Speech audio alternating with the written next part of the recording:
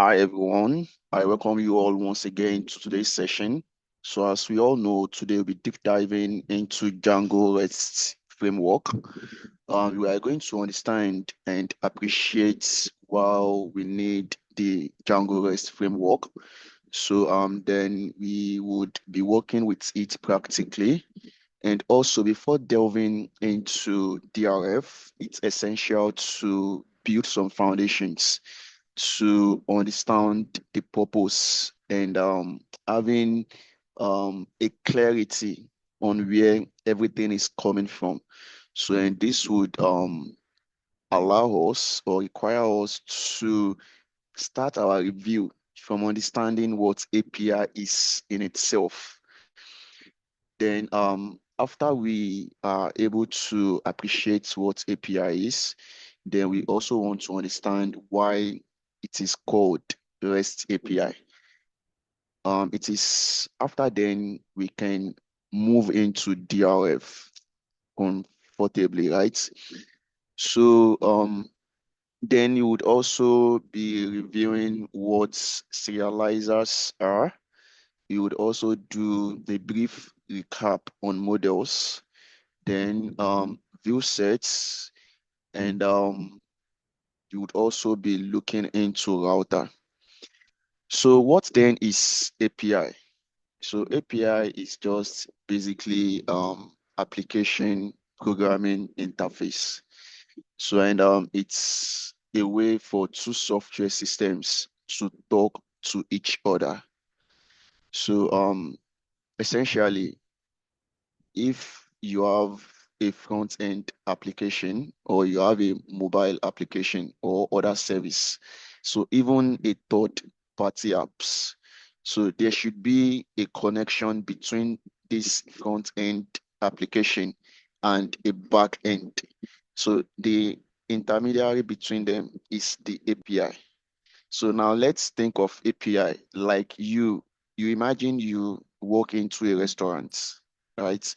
So when you get into that restaurant, as a customer, you want food. To get a food, you can't yourself go into the kitchen to fetch the food you want. So you need to go through a waiter. So when you talk to a waiter, then a waiter goes into the kitchen and gets your order. So in this case, the waiter is serving as a middleman between myself, which is a customer, and the kitchen system. So to bridge the service or to deliver the service that I want. So that is essentially what API is in short, or in the simplest term. So it is the same thing it will be doing for other end services that will be needing it. So what then is REST? REST is simply a set of rules for designing APIs. So you can imagine REST as a grammar for API. So it is just basically you saying you want to learn a language. So there will be rules guiding the language that you are learning. So now these rules must be observed, right? So now rule attached to APIs, its usage, its approaches are what is known as REST. So we have basic rules. So amongst them, we have we use URLs to represent resources. So anytime we are working with API, so we mostly use URLs because our resources, which is objects from our database, would mostly be what received or fetched or requested from a URL endpoint. So that is first. Secondly, we also use HTTP methods. So HTTP methods are also very similar to the likes of CRUD, which we are all familiar with. So then in their own term, so they are popularly referred to as, we have the gets, we have the posts, we have the puts or patch, and we have delete. So get is simply create. So the post is get is to retrieve rather. So get is to retrieve, which why posts is to create, and push, puts or patch is simply to update and delete. It's what it's also what translates to destroy or to get rid of a record or a data. So another thing also that would make us to understand what REST is also that it returns JSON, right? So it returns JSON. So what are JSON? We are going to be having a visual representation of them in a moment by the time we start working with the APIs. So also with REST, we don't really need front end attached as such because we won't be rendering HTML files, unlike Django Web Framework, which will rely solely on HTML to display forms and also to get information. So either to perform any code operation. So we still rely on HTML, right? Or front end per se. But in a case of REST or anything REST API, so what we need is just data. So and for that, we just need a to and fro from JSON, conversion from Python to JSON and from JSON to Python. So these are basically what REST is, right? So when we now say REST API, so it's basically any API endpoints that observes or that uses any of these rule or any of these regulations that are aforementioned. So that makes it what a REST API. Now then, what then is Django REST API or Django REST Framework? So it's just like a powerful Django toolkit for building APIs. So as we all know what Django can do, so it reduces boilerplates and it gives developers like almost 70 to 80% architecture of building either web applications or in a case of APIs. So you don't really necessarily need to start reinventing wheels. So it gives us that basis. So we just do some customization or we just harness the built-in frameworks provided by Django. So it's the same thing as Django REST framework. So it gives us this toolkit for building REST APIs. So why do we need it? So one of them is it converts, it's basically one of the purposes is it's by default helps us to convert Django models into JSON automatically. So we don't have to do this manually. So it does it automatically. So also it handles authentication. So we all know authentication is very, very important in building software application or in building API because API is all about data. It's all about information. And we know information are very sensitive so that we can control access to it. So DRF also gives us this architecture to build authentication so that it controls who and what a request can access. Also, it also handles permission and it's also handles serialization. And also it also gives us we can also leverage on its routing. So and most importantly, it reduces almost 60, 70 lines of code to 10. So most of what we are supposed to be writing or code snippets. So we can just import most of these standard libraries or most of these modules. So then we can import them, inherit their methods, and start working with them. So in essence, so DRF helps us to build API that returns data, so not HTML pages. So now that we now understand what API, REST API is and DRF, so I would also like to give us a brief intro into serializers. So then we can start working with APIs. But before we delve into it, so I always appreciate us to have a foundation of what we want to work on because it's really assist comprehension to a very large extent. So serializers is just basically the conversion of Python objects into JSON, as I've said earlier. So all these are handled automatically for us by DRF, but we still need to just define it like basically. So just to give it like a basic definition, which we'll be saying in a moment. So why do we need serializer? So we need it basically because our database and Django speak Python, but the API endpoints speak JSON.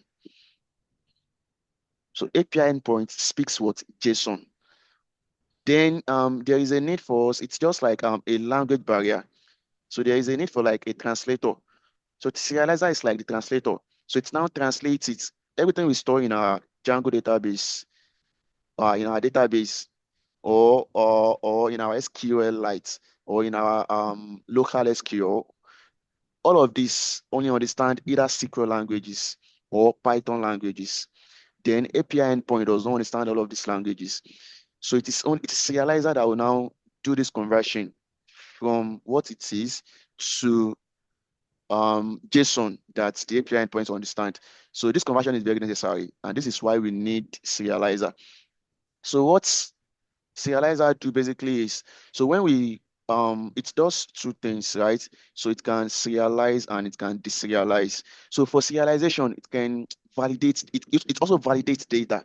So if a request is coming, the request is coming that wants to be added to an existing record or an existing database. So it validates that data. So validation can come in two forms. So it's either we use built-in validation or we use a custom validation.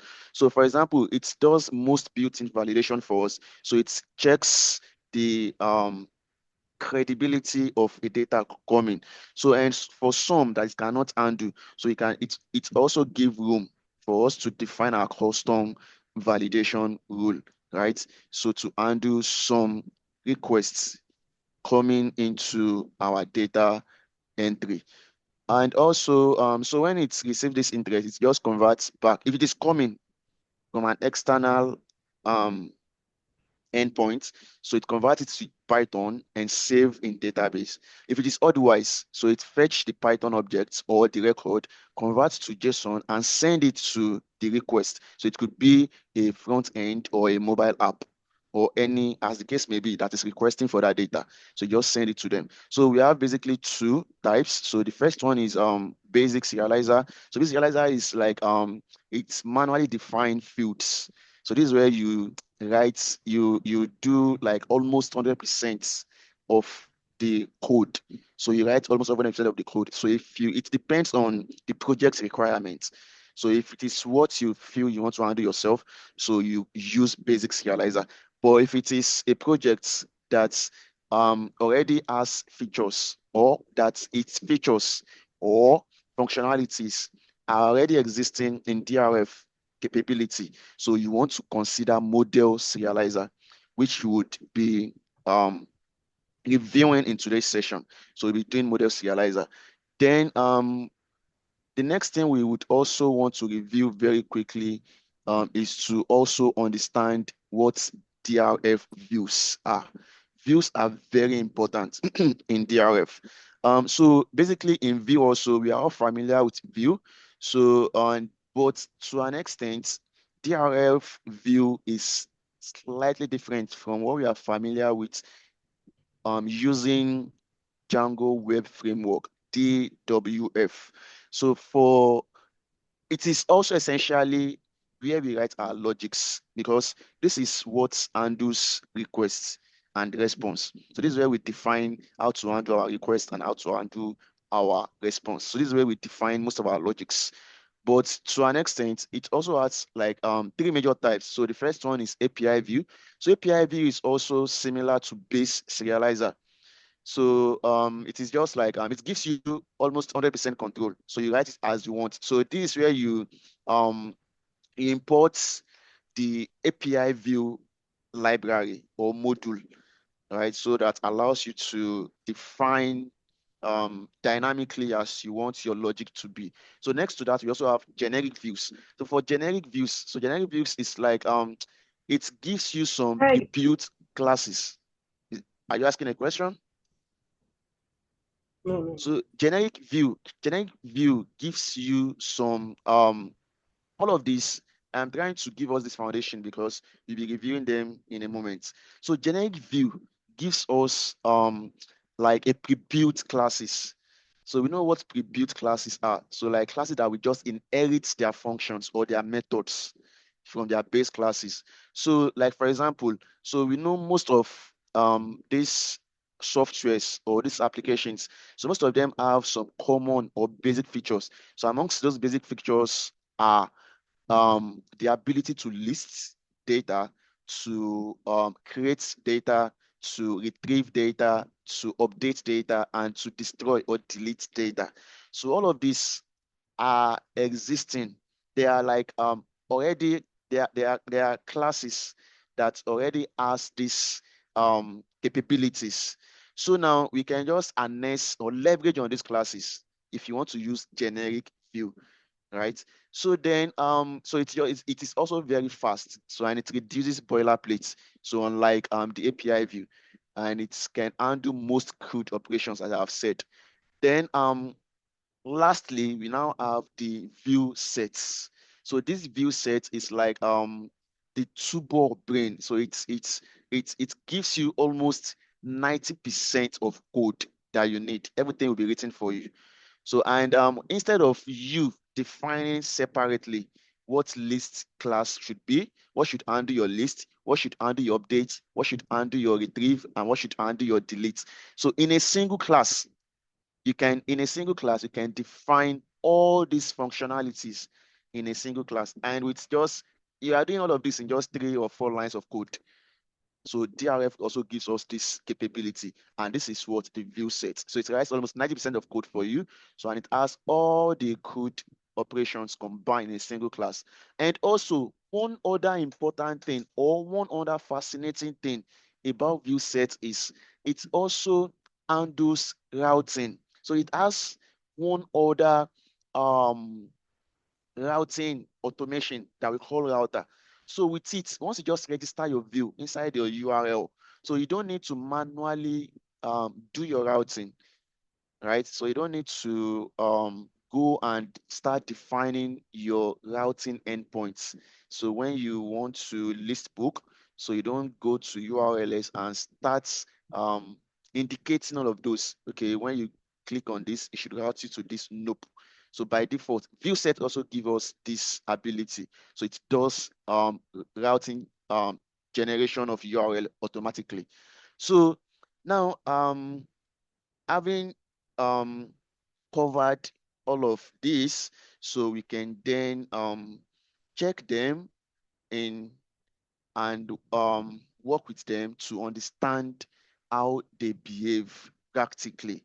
So we would be doing this very quickly. So the first thing we want to do is when we are working with DRF, so the first thing you want to confirm is you want to confirm if you have Django installed. If you've confirmed that, you also want to confirm if you have Django REST Framework installed. Because if these packages are not installed, it wouldn't work. So then we need to confirm that. So I'll check. I have it installed, right? So for the sake of those that would be needing this, so I would be going through this process again. So I'll just do pip install, then say Django REST Framework. I want to believe you can all see my screen, right? I am now on the terminal. Can someone confirm if you can all see my screen? Yeah, yeah, yeah. Awesome, Yes. awesome, awesome. So you want to do pip install Django REST Framework because we are working with these toolkits for it to give us all these functionalities that I have mentioned in the course of introduction into this session. So the first thing we need to do is to what? Install its packages. So when you type this, you press on enter. So then it installs this for you. So as you can see, it's what's installed. So we are fine. So after we've installed, so we just follow the normal basics that we are familiar with. So which are creating our projects. So which should be the next thing to do. Then in this case, so I want to create my project. So I'll just say Django admin and say create project. So then I can just call this, let me just call it API project. So if I run this, oops, Django admin, oh, sorry, should be start project, not create project. So it's ought to be start project. So when I run this, it should create my project file for me. So that is created. So if I check now, I now have my what? My project file. But there is something I actually would like to introduce to us here while we are creating a Django project. As you can see here, when I just ran just that command, if you check, it would create two Django project file for me, or directory rather. So this is one, right? So if I cd into this, I should still be greeted with another project file. So as you can see it here. So we don't really want this because it is redundant and it is not really necessary. So for this, I will be removing the project file and introduce a technique we can use. So this technique just allow us to tell Django that, okay, fine, don't want you to create two project directories for me, just create only one. So, and for that, if I bring back the command, so you just want to give it a space and add a full stop to it. So what I'm saying is, in this current directory that I am, create this project directly for me and don't create any duplicates. So if you see this, and then if I list, can you see? So directly, I just have one Django project folder. So unlike the usual pattern that it creates two. Now that we have created the folder, the next thing we also want to do is to create our application. So which we are all familiar with. So this application is where we now want to start defining our API endpoints. So how do we do this? It's still the same thing we are all familiar with. So we just run the command, which is Python. So I want to ensure you are in the same directory where manage.py is. So you say Python manage.py,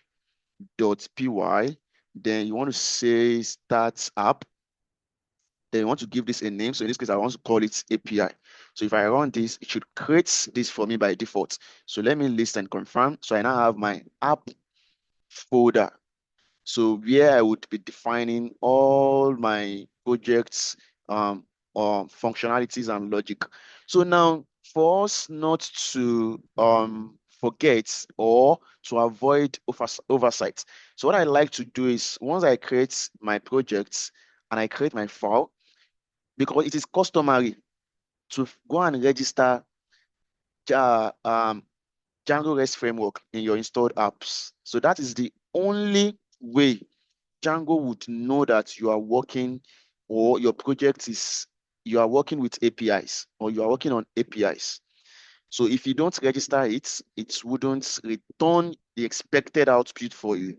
So in order not to forget, so you want to do that very immediately as soon as you start your project. So where do we do that? So we still do that in our roots directory, in our root project, right? So which is API project. So if I cd into this API project now, so where are we going to see that? We check our settings.py. So we check settings.py. So you want to check our installed applications. So under installed applications, so this is where we then want to register REST framework. So you just come to install the application here, right? So here, so you just want to come here and add REST framework. So you want to say REST underscore framework. So we are telling Django that, okay, fine, I want to start building API endpoints. So, and then don't forget your comma. Then also, as we all know, it is customary to also register your application.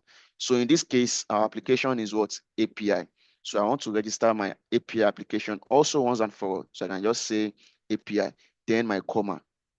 So we are good to go, right? So now Django understand that we are building API endpoints, right? So now that we have done this, so the next thing we want to do is we want to create model, because essentially API is just primarily used for receiving and sending data record into a table, or fetching an existing record from a table. So, and all of this, we can only do it inside our model. So this is where we define our table, our database. All right. So that's the next thing we want to do now. So we would then go to our app file, app folder. So when we get to our app folder, then we want to create our models. So if I cd into this and check, I would see my model.py. So if I open model.py, so if I open this, so the next thing I want to do is I want to start defining my models. So it will be very basic. So we just want to define a basic model. So we already have the module um, defined for us, so we don't need to worry about that. So I just want to define a basic book class. So I'll be very fast with this. I want to believe you're all familiar with this. So we are inheriting this from the models class. So you do models.model. Then so you want to have, just want this model to have three fields. So to have a title field, an author field, and a published date field. So we can say title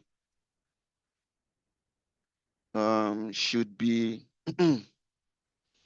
so title should be models dot. So don't forget, title is a string. So for string in database or in SQL, so we use char field, so to represent its data type. So we want to say models.char field. Then this is where we can define our character limit. So the max I want you to take for this field is what? So don't just take more than 200 words, or 200 characters is enough for a title of any book. So then the next one is also, we want to define our author. So you can just say author, then should be equal to models dot. So for author is also what? A string. So we still use char field. Then, so we want to say the max length for this should be 100. So this should be 100. Then the next is what? The published dates of our book. So I want to say published dates should also be equal, sorry, our published date should be equal to models. So for this, since we are dealing with dates, so there is a built-in dates field that we can use. So this is where when you are using any form, any form that you are working with. So in this form, when you get to anywhere to choose dates, so when you click on that field, so in the field, when you click on it, just see a somewhat like a calendar popping up, so that you don't have to manually impute the dates yourself. So this is where we can capture something like that. So by the time we say models dot date field, so by default, it returns that functionality for us. So in this, we don't need to state or specify any limits. So I think we are good for this. So to just make it very basic. So then the next thing you want to do after defining our model is what? To then define our serializer. So as I have said before, so serializer is now, this is where you now want to define, or you want to tell DRF that whenever a request is coming, so if you would be um fetching the record from database, so before it's being understood by the API endpoint, it has to be converted into JSON.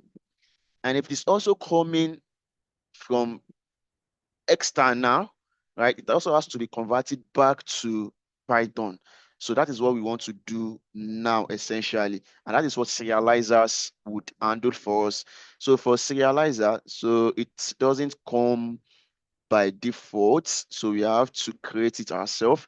So if I do vi serializers.py, so and then this serializer, we want to import it from the serializer class. So from REST framework, so we do from, so here we want to say from REST framework, right? Then import. So what are we importing? Serializers. So then the next thing we also want to do is, so don't forget, Serializer is built on our model. So for it to understand where the conversion is coming from or what to convert, we also need to import that. So since we are in the same directory, so you can just say from .models import, then our what? The book, right? So then we define our serializer class. So you can call it book serializer in this case. So when we say book serializer, serializer. So if we say this, then don't forget we want to inherit from this class. So we say serializers dot model serializer. So when we do this, then we now want to define a subclass here and call it meta. So all these are just convention, right? So then in this, the first thing you now want to state that this model is book and the fields is what? For these fields, so go and garner all the field in this model. So fetch all the fields in this model. So I want you to fetch all the fields in this model. So that is what we are doing here basically. But before we proceed, so as I've said before in the course of introduction, that we also have what we know as custom serializer. So there are some extension. We want to extend the function of our serializer. So there are some that are not pre-built, right? So for functions such as this, so we still need to rely on our custom serializer to undo some logics. So, and for this, so let's say, for example, we are building a complex, we are working with a complex data table or database or data entry. So for instance, if you are working with like a relational table or a relational database, so which is MySQL. So in a sense whereby you have one one table or one record, one model referencing another model. So in a case of, let's say foreign key, which is one to many, or let's say one to one or many to many. So in all of this, so if you want to also capture this in your serializer, so this is where you can now use the custom serializer to extend these functionalities. But if you don't necessarily, or if you are not working with something like that, so you just want to leave it as basic as this. So let's now assume we are building a complex data structure. so that has extended relationship in our tables. So how do you represent that? So we can do that by saying, so let's say for example, in our model, we have two data entries there. We have two tables. So we have a table for book and we have a table for author. So in this case, when we want to use our serializer, so that when serializer is converting the record from a table into JSON, it can also reference that table or that record, that in this record that you are reviewing or in this record that you are working with, there is also like a nested table in it. So if you're also doing with nested data structure, so you can also define all of this in serializer. So these are when and where you need to use what a custom. So how do we do this? So let's just I'll just brief this very quickly. So if you want to do this, so what we can just do is we can say in this case, so let's say we have this book serializer now, right? So you can just have something like a class for auto serializer. So when we have for auto serializer like this, so we still do the same thing. So we say serializers dot models dot model serializer. So when we do this, then we want to say that we do the same thing. So you can just say class. So we do basically the same thing, say class meta, then also say model, model, but in this case, it wouldn't be book, it will be author. So I'm assuming we have an author model, right? So I'm assuming we have author model defined. So when we now say author here, then the next one is we want to say for the field also, for this field, so here we want to say the field should be for all, right? So the fields should be for all, all. Then if you are doing something like this, so now in this case, we won't use this same format for the book serializer, which we want to nest the author serializer in. We won't do that anymore. So there will be some changes in how we now define the book serializer. So how do we do that? So what we just do here is, so since we want to nest, let's say we are nesting, let's call this one book. So let's call this one book. So let's now say this is author.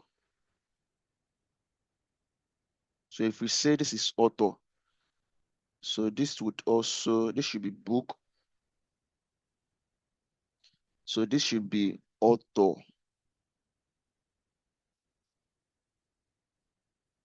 So how do we nest?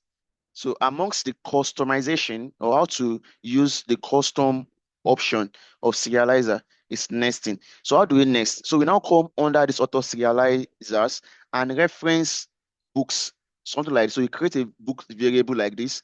Then you want to say book serializer that we are what? Nesting. So you want to define it underneath it like this. Then input some parameters in it. So you want to say many, so you want to call this true, then give it a comma, then you want to say read only. Then you want to also give this to what? To true. So if we do something like this, so all this will do is by the time we use our, like, let's say we now use browsable API. Browsable API is when we can test our endpoints. So like checking or testing with your browser.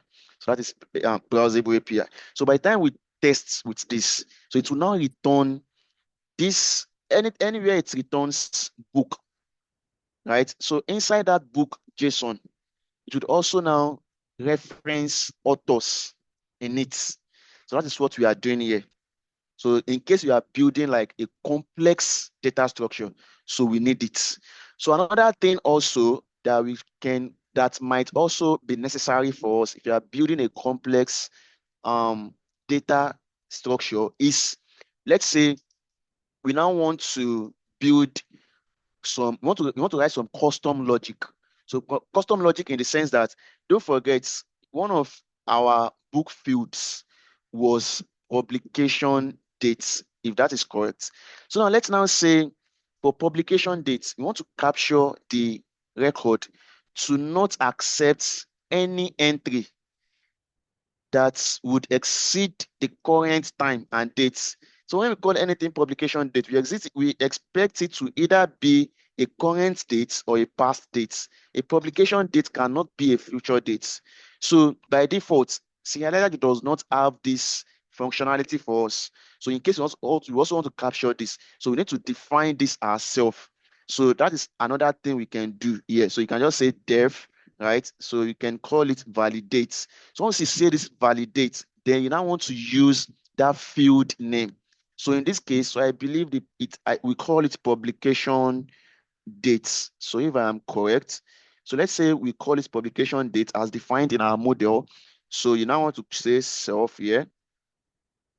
Then here you want to say the value. So this is where we just write our custom Python logic that we are familiar with. So you want to say the current year should be what?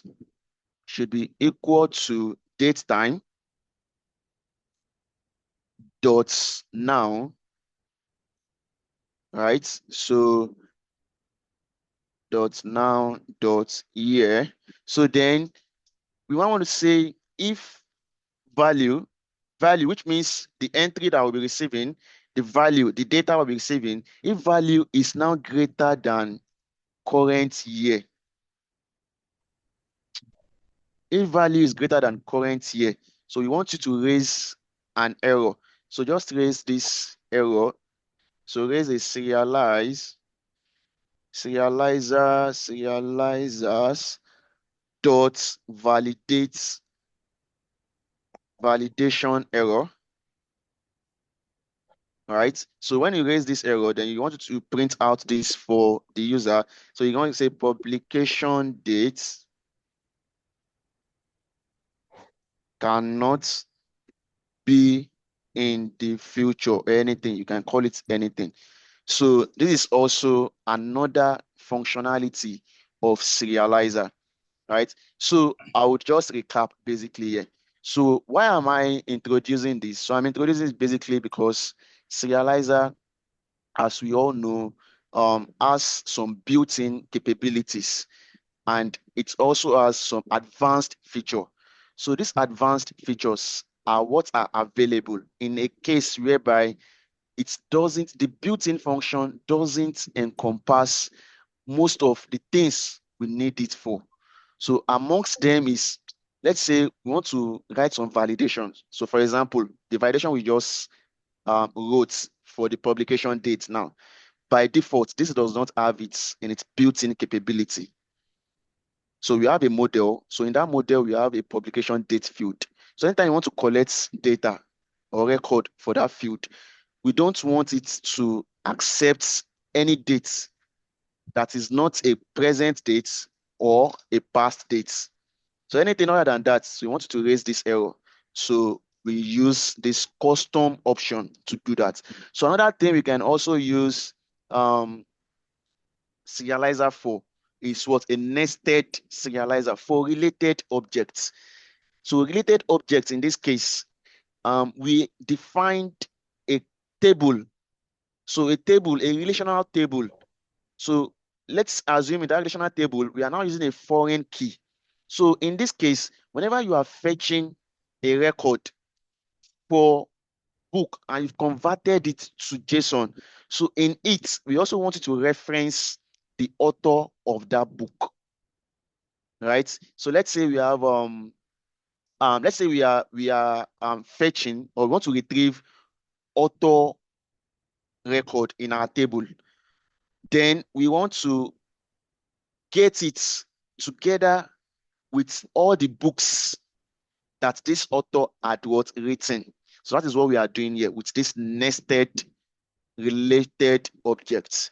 So all these are capabilities of what Serializer allows us to do.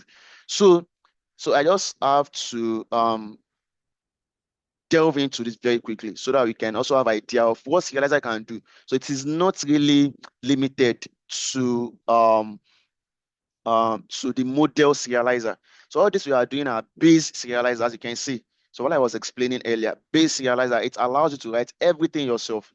But if you just want to make it very basic, so the basic one is just what? So I'll comment all of this out.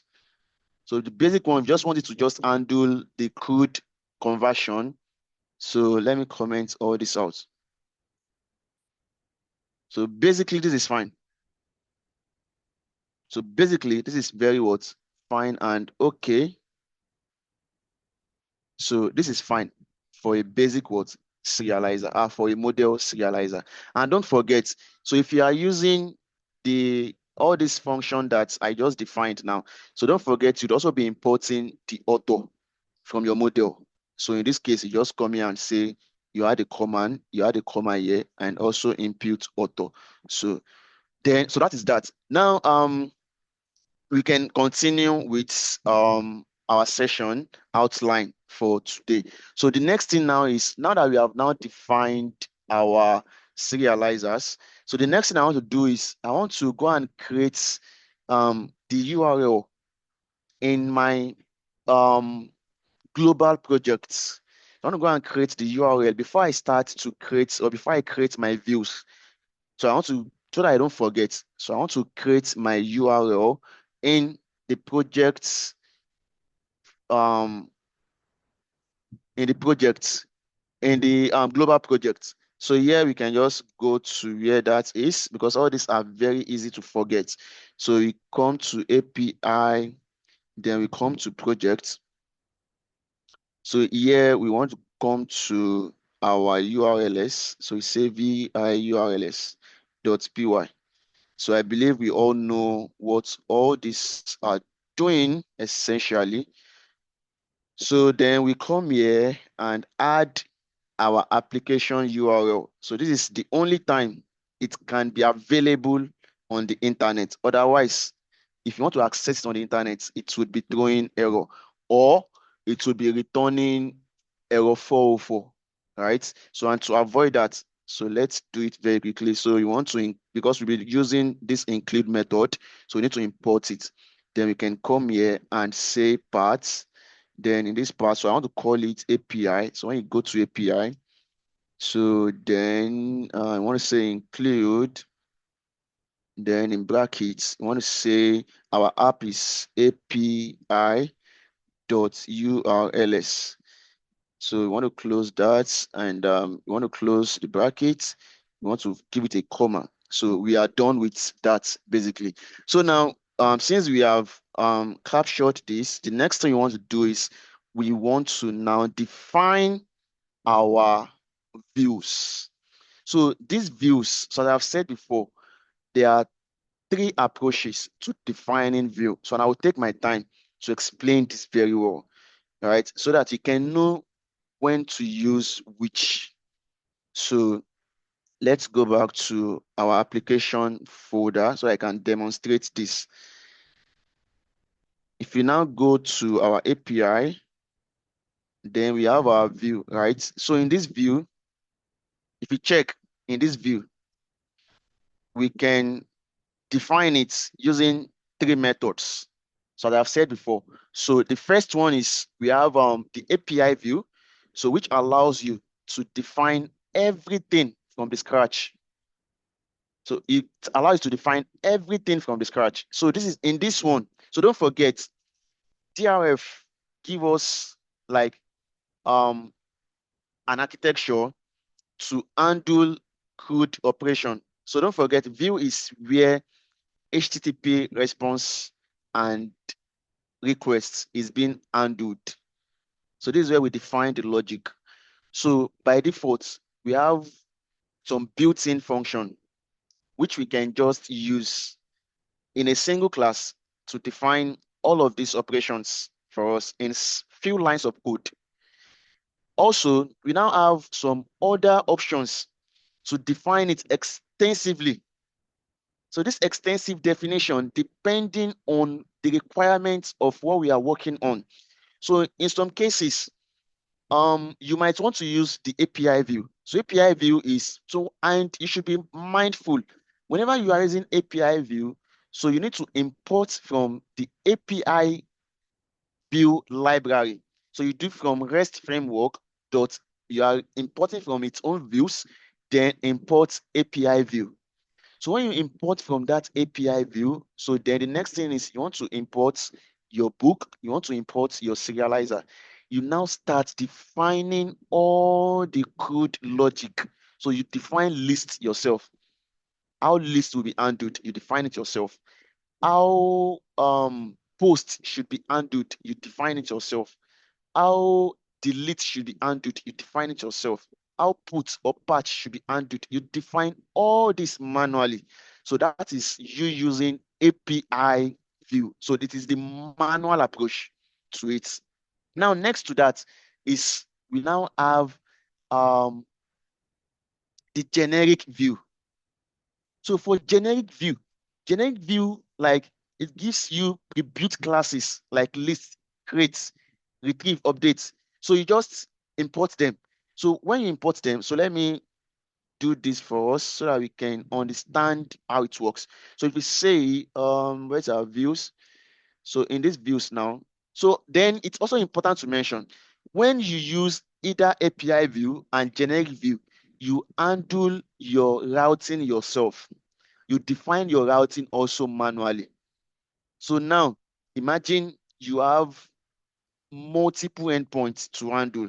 So you have to handle all of this yourself. But if you are using the view sets, the models view sets, so if you're using this model view set, so this one by default, it also handles router.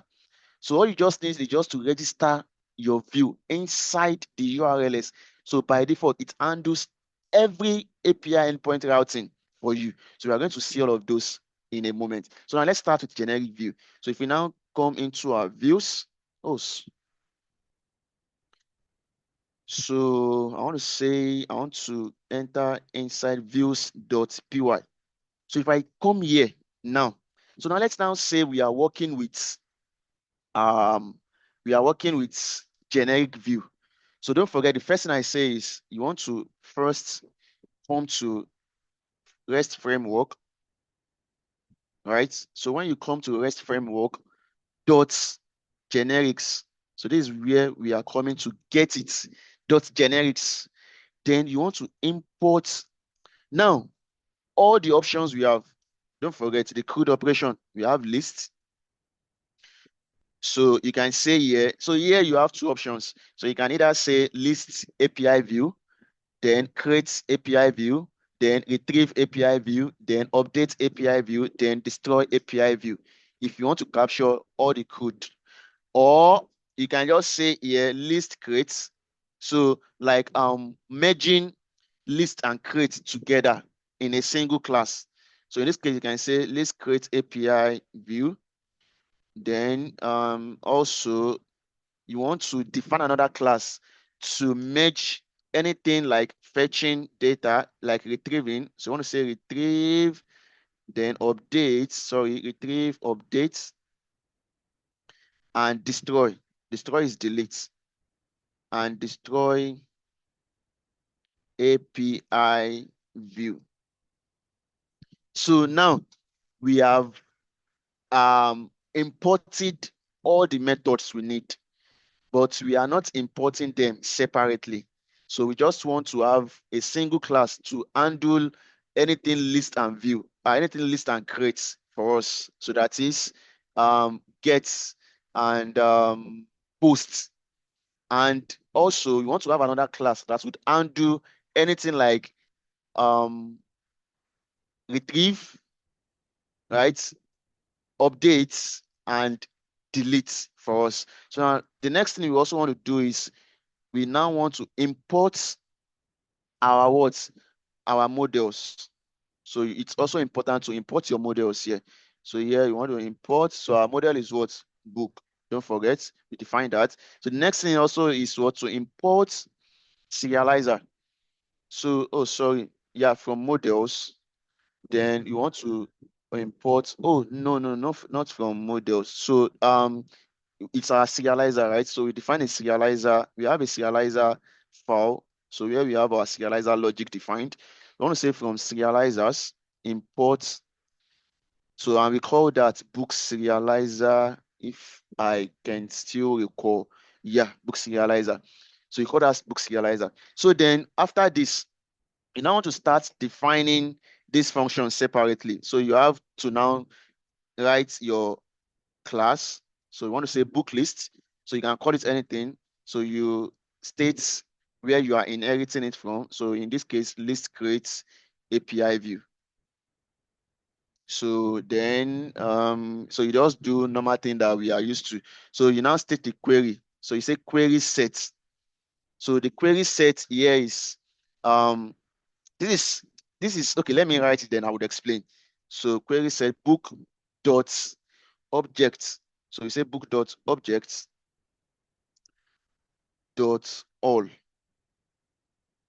So then next thing is serializer classes. So for serializer class, so this is where we now states what our serializer class is. So in this case, is what? Book serializer. Okay, so now let me explain this before we define the second class. So what this class will do is, this is the class that would give our API. Now we are defining our API endpoints. So we are now in the midst of the important thing we need to understand. Now we are defining our API endpoints. How our API endpoint should be what? Handled. How it should react to requests and responses. So in this case, we are now having our first class to undo anything relating to lists and crates. So maybe you want to post or you want to add a new record into the API or into existing data. So then for this, don't forget, all the records we are adding is being it's going back into the database record. And for this, we need to tell this class where to find a table to save these records. So that's why we now say query set is what? Book dot object dot all. So in this case, so you see it in the book dot object dot all, and you should be able to allow anyone that has the access to list and to create.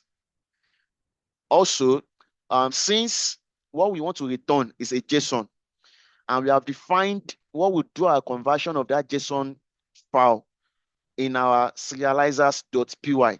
So we also need to what? To state it clearly here that when you are now returning the endpoints, or when the endpoint is being accessed, so you should see this and you should see this JSON in what? In our book serializer.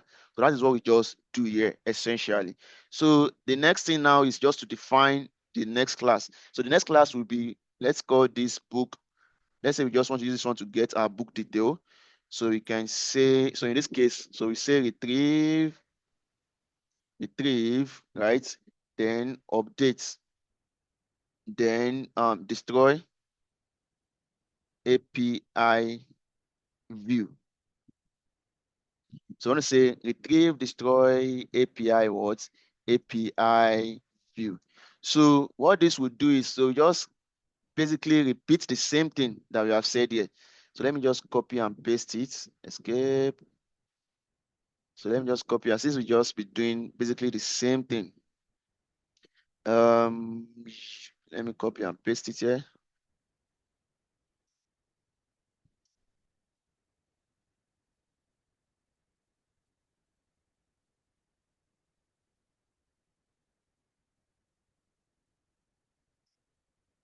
Okay, so as you can see it now. So do we see? So now what this would undo for us is we have a separate class for listing and creating, and we have a different class for retrieving, updating, and destroying.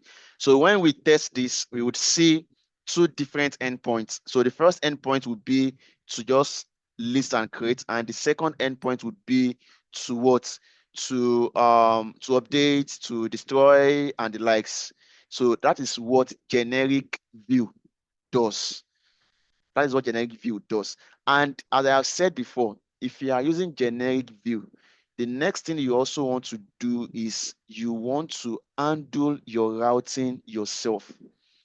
So DRF will not give you routing by default. So you need to define the routing endpoint for all of these views that you've defined. So, and you do it basically as we are familiar with. So you just go to we are going to see that when we get to routing, when we start defining our URLs. So you're going to see that in a second. So that is where you go. You define an endpoint for when we just want to list books. You define an endpoint when we want to list or you want to update only single book. So you define all this. You want to list a single book. Let me just do it very quickly so that we can have an idea of what I'm talking about. So let's say, for example, now, so for this that I have defined, so you want to handle the routing for this. So this is what we are going to do. So we now go to our URLs, right? So when we get to the URLs, we want to define all of this. So we say vi urls dot py dot py. So we are still coming back to view sets to introduce model view sets. So which we would be delving into largely, right? So I just need to introduce all of this also because when we need to use these custom options while we are working with DRFs, the generic view, it's also like a custom option of using view. So same with API view, right? So then here, so we want to do from the first thing you want to do here is you want to say, all right, so you want to say from Django URLs. So to save us time, I think I have this somewhere. So let me check. Okay. So let me just type very quickly. So you can say from Django dot URLs. We want to import parts. So the first thing we are importing, then the next line would be to now state where to get this from. So which is what? From views. Import what? So you want to import, we have book list. So import book list, right? And also import book detail, which are our two books we've defined. So book detail also. Then we want to define our URLs pattern. So you can say URL patterns, then is equal to, you need this, then to close this square bracket, then init. So now I want to state this. So I believe we've covered all of this in our previous classes. So I'll just fetch it so that we can move very fast. So yeah, you can say, you can come here. So I'll paste it. So if I paste, uh,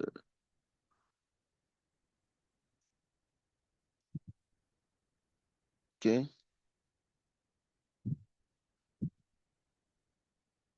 okay. So if I paste this, so don't forget, ours is book list, not book list view. So you need to change this to book list, right? So I want to change this to book list. So then we define the second part for the book detail. So for the book detail, so what we want to use now is, so this is where I just need to explain. So I need to explain this, but I'll make some modification here, then explain. So let me copy this, then I'll modify it. So if we paste this, then in this case, we won't say book updates because we didn't define everything separately. So then we can call this book detail instead of book update view. So you want to call it book detail, book detail. So I'm trying to be fast so that we can cover model views as well, model view sets as well. So then here we can just say book, then call this detail, anything. So now that we have done this, right? Now let me explain this line. So I believe you are familiar with the first line. So this second line is, what we are saying is books. Then we have some something that looks like jargon here. So we have an angle bracket int colon pk. So what we are saying is, we are going to have numbers of book entries by the time we start creating instances of books. So let's now say we create instances of book. So if you can still remember, when a new book is being created, by default, it gives it a unique attribute, which is the primary key. It is now that primary key that would make one book to be unique to another. So let's say the first book we create has number one as its primary key. Now, so we can't state one here because we want this to be handled dynamically. We can't always come to intervene. But if we define it like this, int colon pk, it means anytime we are accessing this endpoint, if what we want to access at that moment is the book one instance, by the time we go to URLs and say books slash number one, book slash number one, so you should be able to retrieve that number, that any instance in number one entry for us. Maybe you want to now update or you want to delete the record. So that's what we are doing here. So, and to do that, you need to represent it like this. Say books. Then when we're accessing number one, it should give us the record of number one, depending on what the entry is. All right. So that's what we are doing here. So the first one we just undo list of all books. So when we go to our URLs and just impute only books, so this should return all the books. But if we want to return a single entry, so that's when you can now state, okay, is it number one, is it number two, is it number three? So it handles this dynamically for us. So anyone we enter, it's what will be returned. Then we can now perform our operation on it depending on what we want. That's what we just did here, basically. So we've been able to cover um generic view. So the next thing I want to cover is the model view. Model view, it is also very important, right? So now model view, as I have said before, it handles almost 90% of the code for us. So here we don't need to define a separate class for list. We don't need to define a separate class for updates and deletes. So in a single class, right? In a single class, we can handle every code operation. So then how do we do that? So let's go back to our views to see how that works or how to define that logic. So while working with what? A view set, a models view set. So I'll comment all of this out. Um, if you have any question, please ask. So I'm commenting all the generic view set logic out so that we can define the models view set. So now for model view set, if you want to use model view set, so one of the things we need is to import it. So we would also be importing anything model view set. So you want to import it from, so we can comment this one also, since we don't work with generic anymore. So so you want to say from what? From REST framework, framework dot. Now we are importing this from ViewSets. So this one is different. It's not generic. It's ViewSets from REST framework dot ViewSets imports. So what are we importing? We are importing model, the Superman, that can allow us to define everything in a single class. So we say import model view set. So, and that is all we need to do. From REST framework dot view set import model view set. There are actually two approaches to importing. So if you don't want to use this, you can also say from REST framework import view sets.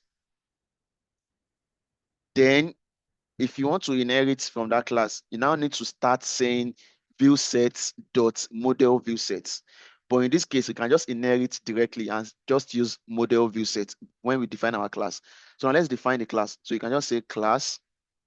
So it's just the same thing. So let me just use this one that we have here so that it can save us time. Since it's almost the same thing, just change some basics.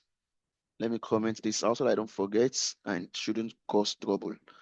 Then in this case, you want to call it, let's say we want to call this book view set. So you want to call it book view set.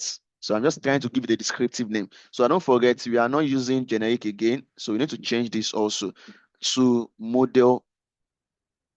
Since we are importing from model view, oops. So we want to say from book view set, then model what? Model view set, right? So model view set. So and every other thing should be the same. So the query set should be still query set equal to book.objects.all. Then serializer class should still be, since we are still using the same serializer. So this would handle anything list, retrieve, create, update, and delete automatically. So we don't need to now start defining a separate class for it. So that is what model view set is. So I've said it handles all like 90 to 95% of the code for you. All right. So now that we have done this, and as I have said before, another interesting thing of using model view set is it also handles routing. So there's something we call router. So with that router, so you don't need to use the same approach we used with generic, defining what book endpoint should be, what each book instance's endpoint should be. Nope. So this would undo everything for you. So you just need to go and register this view set in your URLs. So how do we do that? So I think I have it somewhere. So let me just use it. So I will go to the URLs now. All right, .py and comment this one out. So let me comment this out. Why is it not parsing? So let me comment this out. So when I comment this out, then let me see. So we don't need this. Okay, we need this. We need this. We don't need this. You also need to change this since we call it book view set now. So we need to change it to view book view set. So then to register it, so let's just fetch that very quickly. So we can come here and copy that. Then I will explain the lines for us. So if you come here, then we just paste. All right. So what we are saying is, oops, we also need to import router. Thank goodness I remember. So if you are using this router, if you want this router to handle it for it, to handle the routing for you automatically, so you need to import router. So here you want to say from REST framework, right? Dot routers. Otherwise, there will be an issue. Then import default router. Import default router. So we should be fine now. So we've imported the default router and we've registered our book view set. So what we are doing is, so once we register it like this, so we want to say router is equal to the default router which should be inheriting, which should be inheriting from, then router register our book view sets class. So when you register it, then you undo the manual routing. So that is what we are telling it basically, right? So that should um do the work for us. So we don't actually need to undo all of this ourselves. So it's by default, undo it for us. So register books. So, and we have also stated this book. So this book we are seeing here, where I'm highlighting. So this is I'm highlighting. So it's the same thing we used to use in our part. If you're using URLs pattern. So I say books slash. So it's the same thing. So this is the URL we want to access. Then we register the class. Then we ask it to what? To handle everything for us. So now automatically, if you go to books on your URLs, which will be seen shortly. If you go to books, it lists all books for you. If you go to books, you can post, create a new book. So if you now go to, let's now say you have created the first book. If you now want to access that first book you've created, you can now go to books/1. If you go to books/1, it brings a single entry of that book for you. Then you can update or you can delete. In a case whereby we've now created two book instances, in this case, if you want to access the second book, all we just need to do is just say books/number2. Then you can perform anything you want to do. In this case, books/number2 will do two things. It's get it for us.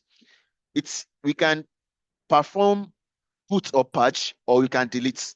So this saves us time and it keeps URLs very what consistent for us, right? So let's now check. So let's review everything we've been doing to ensure we have not flouted anything, right? So basically, so before we run our test, so let's just do some brief revisit on everything we've been doing so far. So let's go back to our API. Then let's see. So we've created the serializers to create the serialization for us to handle it. Then in our, so let me check. Let's first check the model. So we do models, vi models.py. So we can see this is where we define our book logic. Sorry, our book class, right? So our table with fields. So in our book now, so we should have three fields in our book table. So we have title, author, and published date. So this should be fine, right? So then next to that, let's check what we have in our serializers. Serializers.py. So in serializers.py, so just wanted to handle to serialize all the entry for us, right? To serialize all the entries. So in these fields, so every conversion into JSON should include all the fields. That's what we are stating here. And we have also given it the path to get the book record, the book table to perform the serialization. So this should also be fine. And we've also imported our what? We've also imported where to get the table record from. So now the next thing we want to do now is let's also check what um our view is. So let's check what our view logic is. So we want to see what we have in our views. So in this case, we have views.py. So here we've just stated that, okay, fine, we are using this model, right? So in this model, so we've given it everything it needs to perform this operation for us. So in this single class, just 3 lines of code, right? So we can do all the HTTP, should allow us to um, use all the HTTP methods, the get, the puts or patch, the deletes and the retrieve. So it should allow us to do all of this. So another thing that skipped my mind is with this model view sets also. So it does another thing also. So the other thing it does is it also handle HTTP status code. So you don't need to define all of this. Unlike if you're using API view, HTTP status code is if your API endpoint, if everything is working fine, so it returns like 200 to tell you that it's okay. So if you create or add a new instance, a new entry, so you can get a response like 201. If there is a bad request, so you can get like error 400. So if an authorized person is trying to access your API endpoints, you can get like error 401. So if this endpoint is not reachable or accessible, you can get like error 404. So all of this model view set also handle all of this for us. So which we don't need to start um, reinventing or manually entering them. So now that we have also checked this, so the next thing we want to check is our URLs to be sure everything is fine. Okay, so URLs also seem fine. So I want to be sure I've commented this out. So this one is also fine. So then let's migrate. We ought to have done that, right? So it skipped my mind and it is very easy to forget that. So as soon as you create your table instance, your table, right? So the next thing you want to do is you want to migrate it because it is this migration that would go and create it in your database. So right now, it is not represented in your database. So let's do that next. So you just do this and say make migrations. So if you run this, if there is any error, we would know. Okay, so there is an error here. So which the error is what? Okay, so I have a redundant import entry here. So I used import 2 times. Okay, so we need to go to view and correct that. So if I see the into, so let me see the into API, right? So we want to, is that, okay, so the next thing I want to do is, I want to correct this. Who is that?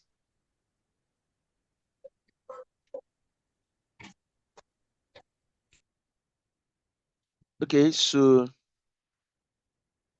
then I want to say, I want to check this very quickly and correct this. Views.py. Okay, so where is it? Is it here? Okay, I don't think it's here. Let me go and confirm again. Okay, from URLs. It's from URLs. So view URLs dot py. Okay, so as you can see here, you can also confirm that. So I just need to get rid of one of these imports. So let's get rid of this. Then let's go back and run it again. So if there is another issue, it should also let us know. Okay, there's another one, serializer. So it's ought to be serializers, not serializer. So we want to go back to that class, to our serializer class, and correct that. So let me just sit into that very quickly. Sit into API and check our serializers file.py.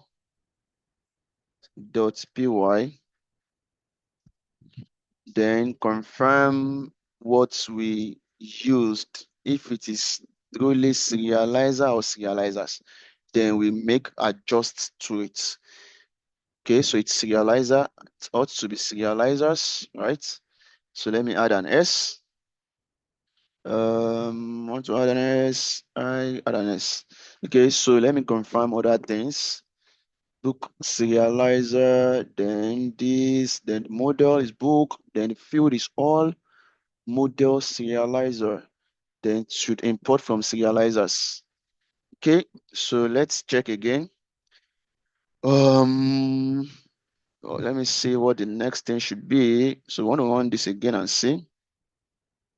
Okay, so it created the book successfully now. So we've been able to get rid of this error. So now the next thing we want to run is to run migrate. So this migrate would now create it in the database. So let's do this. If there's no error, it should be fine. Everything seems to be okay. Okay, fine. Now that we are fine with this, we now want to access our endpoints, our API endpoints, and test all these things with what's been working on in the past hours. So then we want to say Python manage.py, then run server. If I run this server, Python is going to run server. So hopefully there is no issue. Okay, so we are good. Then let's test all of this. Our API endpoint is don't forget. So we have we have like multiple endpoints. So the first endpoint would be if we access only books, we should be able to do two things. Should be able to list all books and should be able to create new books. So let's test that first. Let's test that first. So I'm going to close this, then open a new one, Shift N. So now we want to access it. So you can do this and say API slash books. So as you can see, what is returned for us? So can you see? So when we access API and books, now what I was saying is, if you access this endpoint, okay, I want to be able to explain this. So I'm thinking of a way to divide the screen. Okay, I think you should get it. So now, as you can see it here now. So this is what the router is handling for us. So we can do two things here. Can you see get? We are able to get now. Currently, we don't have anything here. All right. But also in addition to that, we can post. Post is creating new API endpoints or new instance of a book in our what in our table, like getting an adding a new resource to our table. Now let's now try to access another endpoint that is currently not existing. So we don't have any instance now. So let me just say, let me assume we have created one book already. So and the book primary key, the PK, which I was explaining earlier, is number one, right? So you are going to see all of this now in a moment. And we are also going to understand what JSON is now. So how JSON is represented. We are going to be seeing all of this in a moment. So if I run this, so can you see what we found, what we got here? If you see here where I over my mouse on, we have HTTP 404 not found. You know, I was explaining it that another thing model view sets would also handle for us is handling HTTP status code. Unlike API view, which you need to define all of this yourself. So we didn't do anything of this. So because there is no API endpoint with that number one as a reference, so it returned this 404 not found error page for us. Okay, now that we know that we don't have it, so now let's create a book instance now. So let's go back to this API endpoint that is accessible at the moment. So we want to create a book instance. Now look at our fields that we defined. So the first one, we define title, we define author, and we define published date. So let's say our title is I need someone to please very quickly either unmute or you drop in the chat. So just give us three records that I can use for this field, please, very quickly. So you can either drop in the chat or you unmute very quickly. So we'd create like let's just create three book instances to practice with. So who would give us very quickly, please? So a book title. Okay, we have something in the chat. So a book title, so say Atomic Habits. Atomic Habits. Atomic Habits. Then by James Clear.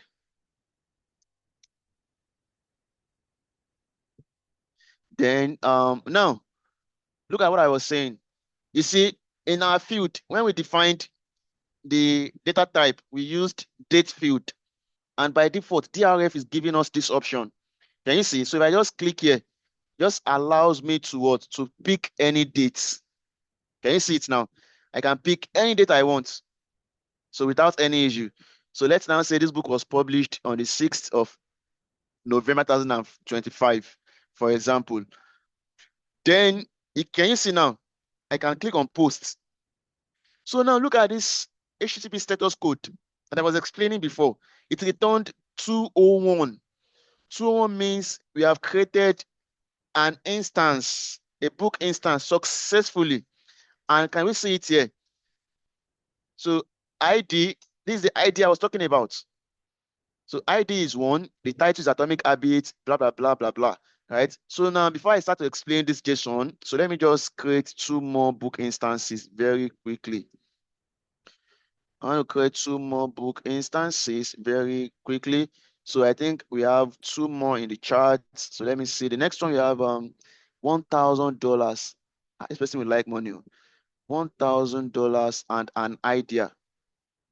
$1,000 and an idea. So by Sam Wiley, if I pronounce that correctly.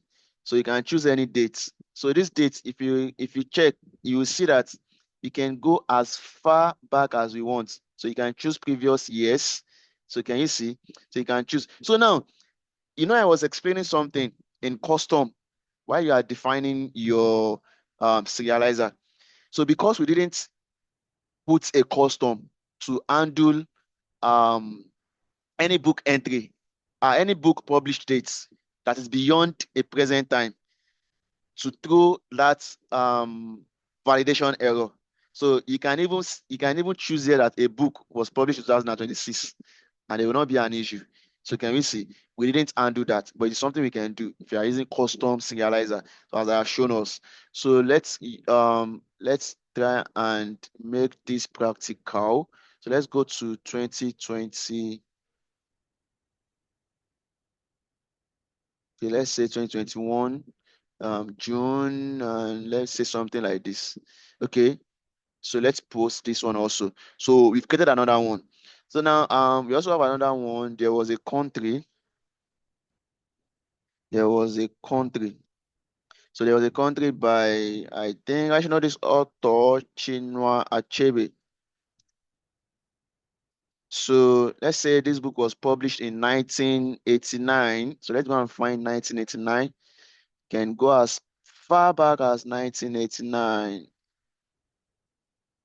Okay, so let's say 1989. Or to save us time, let's just choose anyone that is close to us. Let's say August 6. So let's post this also. So now, can you see it now?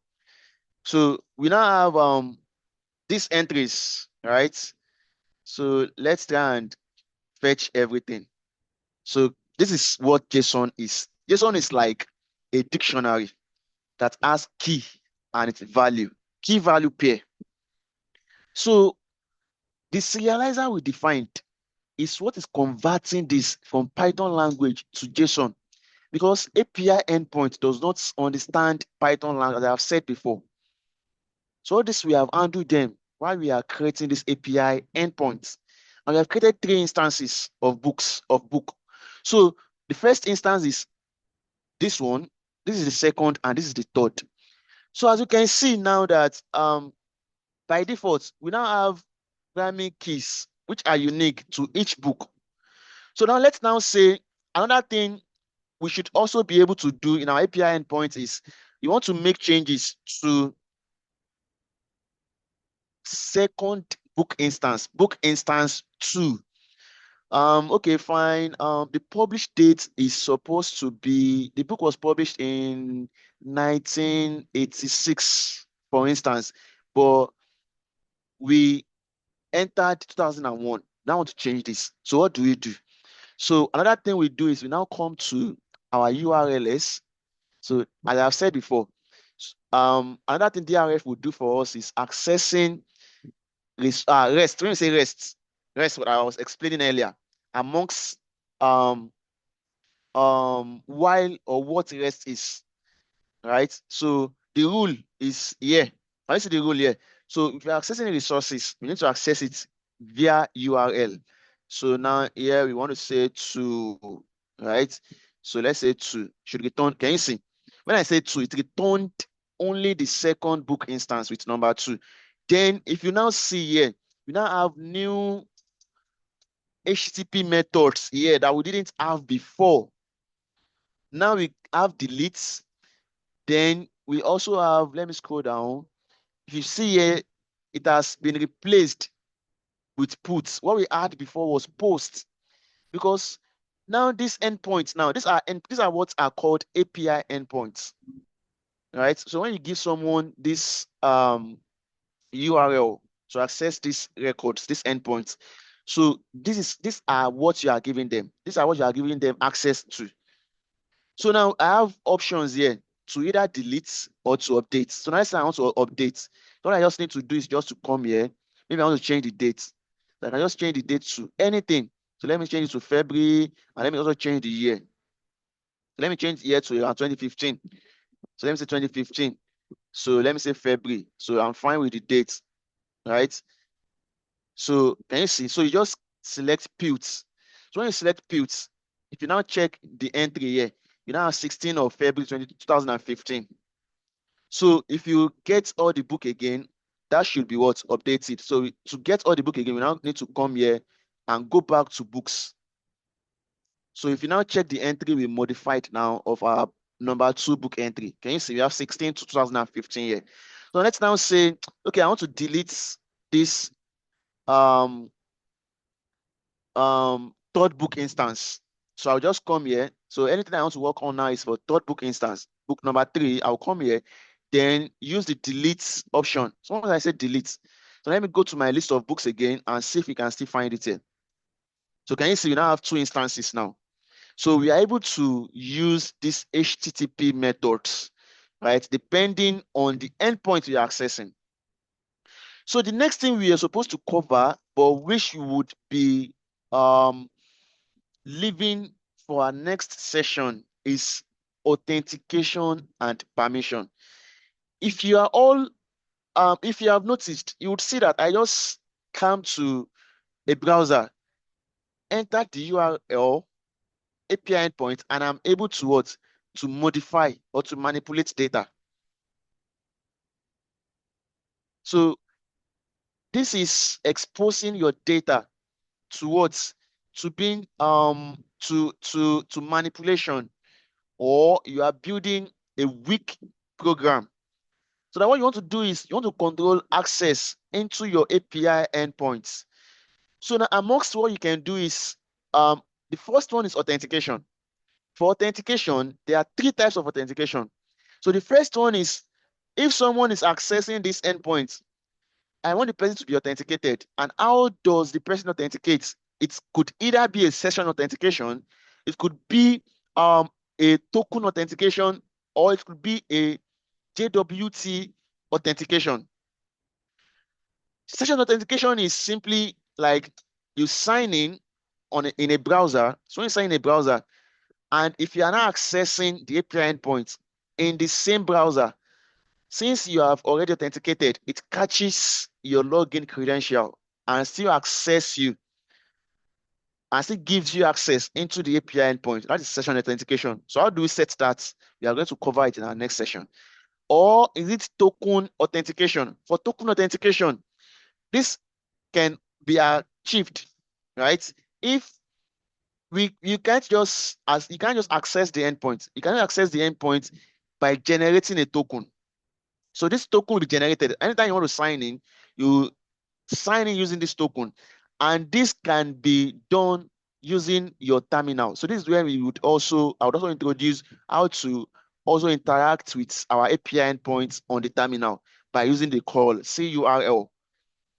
So with curl also, you can do all of these things we are doing, right? So we need to generate token first, then authenticate with our token before we can now access the API endpoints. Then lastly, we also have JWT, which is JSON Web Token. JSON Web Token is also similar to token authentication, just that token authentication is like a permanent token generation. You can reuse it. It will be stored in a data table, in a database, and you can always reuse it, right? But for JWT is just like I can relate it or compare it to, it's similar to OTP that we are familiar with. So it expires. So it's modern. It's really modern and more secure than token authentication. So that's JWT. So how do we do and how do we configure all of this? So we're going to cover it in our next session. Then next to authentication is permission.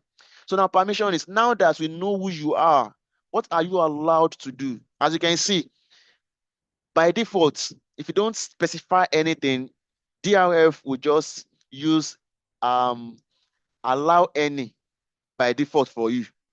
So can you see, I can just access anything, do anything I want without being authenticated because it's using allow any. But even if I now authenticate, what am I allowed to do? What can I do? So that is where we can now use permissions. We can define permissions. So in permission, we can state that, okay, fine. Just being a regular user, right? Or if you're accessing this as, if you're accessing this API endpoints, just without any privilege or any admin role, I just want you to just be able to see the data in the words in the table. Like, you should only be able to retrieve data just to see only. You cannot create, you cannot update, you cannot delete. We can set that. We can write, we can configure something like that. Or okay, if you're an admin, right? So if you're an admin, so for an admin, um I want you to for an admin, so I want you to be able to okay, modify some things. Maybe you can only just create, but you cannot delete. You can also configure that. So these are just like role-based access control. So they are called role-based access control. So what we are doing next is very similar to authentication and authorization, which is also known as identity and access management. So all of this, time will not permit us to cover it in today's session. We'll be reviewing it in our next session. So having said all of this, and now that we have interacted with them and we can confirm everything working as expected, right? So this will do for today's session. So for a quick recap, before I start to take in question. So in today's session, we are able to cover um, the basic and the advanced features of DRF, of API, REST API, right? So we checked and understood how to install DRF, how to create a project like a revisit or a recap, and how to create an app. So with REST framework, so we install the app when we created it. We also installed REST framework when we created it. We created a model. So in this model, this is where we define all this field we are seeing now. Then we didn't migrate earlier. We were supposed to migrate as soon as we created our table. So then the next thing we also created our serializer. So serializer is responsible for converting all this into JSON. So JSON is, when you see something like this, JSON. So can you see? So this is serializer in action. Then the next thing is we added our URL into the global projects. Because if we didn't do that, so this API that we can see here is because we added it. Otherwise, we won't be able to access these endpoints. The next thing we did was we created our view, we demonstrated and practically reviewed the three types of views that we have: the API view, the generic view, and the model view sets. We did the same for serializers. So we checked the base serializer, how we can handle everything manually ourselves, and we also checked the model serializer, so that already has all this capability. We just need to tell it what to do, right? So then we also dipped into routing. So for routing, we understood how to manually route if you are using either API view or generic view, and also how to use router